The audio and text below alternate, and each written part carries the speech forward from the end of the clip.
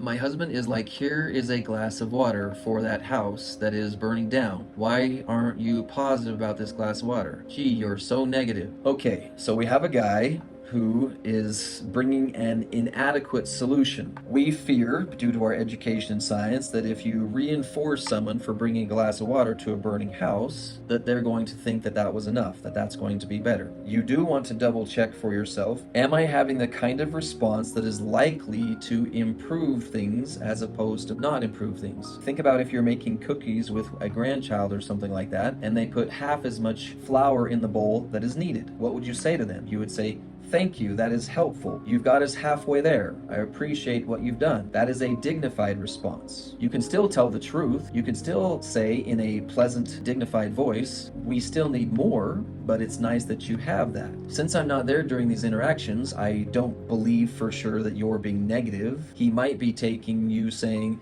thank you for bringing some water, but you already know that that won't be enough water in a nice, polite way. Then if he takes that as being negative, then he's got a discernment issue. But the best way to test this is pretend you're filming yourself. Would you use a video of yourself to train your daughters? You have the responsibility to learn to behave correctly even if he does not. So if someone brings an inadequate amount of supplies, in my world, it's my understanding that you're required to be grateful, but also be honest about it being inadequate. This includes him also to learn how to be courteous and pleasant. Now remember, when we talk about these improvements, don't buy into the mistake of, he doesn't have a right for me to be pleasant, or he doesn't deserve that. I'm not encouraging you to behave well for his sake. You are people who believe in spiritual and human development and your personal relationship with God. I encourage you to behave well for your sake. Just because he might benefit from it doesn't mean you should not be striving to be the best woman you can be.